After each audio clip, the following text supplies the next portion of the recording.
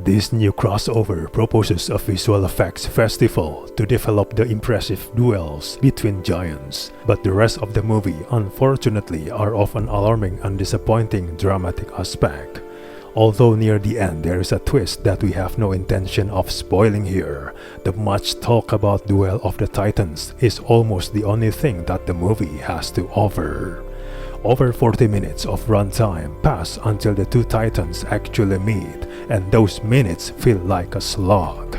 A soulless, joyless slog involving a hollow earth, an untapped underground power source, and a typical global cybernetics company looking to exploit it.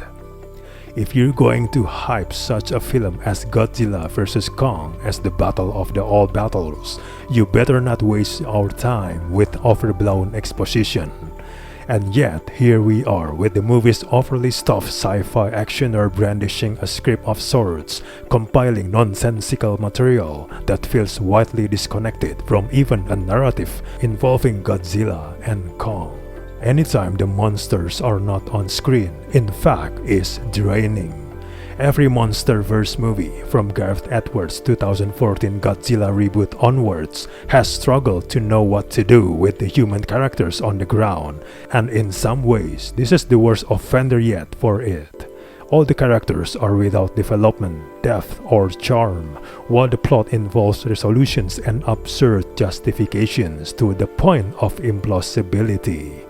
The cast lean into their characters' stereotypical personalities with little regard for the material they are actually working with.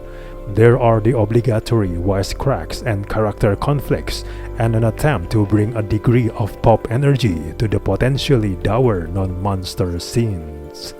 The saddest part of the matter is to see very good actors such as Rebecca Hall or the rising Millie Bobby Brown subjected to characters without nuances or charm. In fact, the most in the character development that the movie can give us is Kaylee Hottle's character, a deaf-mute girl who manages to communicate with Kong through signs.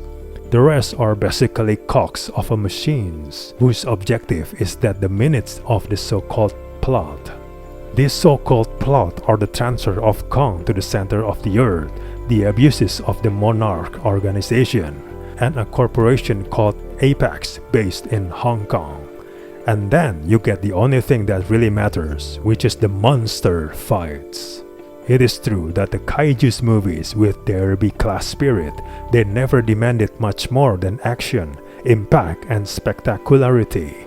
But at this point in the evolution of cinema, one would hope to have at least a moderately attractive dramatic excuse, and not this accumulation of scenes without too much sense or progression. It is true that we expected something with a lot of force, a lot of blows, and a lot of noise, but after the initial adrenaline, there is very little that in pure matter strictly cinematographic that new crossover between Godzilla and Kong gives us. Exactly why they're fighting this time is never really made totally clear as well. Beyond some muttered dialogue about ancient rivalries, it all feels rather reverse engineered, appearing purely to sate studios hungry for the next most ambitious crossover event ever. Overall, this movie fairly delivers on its promise of a big monster fighting another big monster. It just depends whether you are willing to sit through the very bad setup that surrounds it.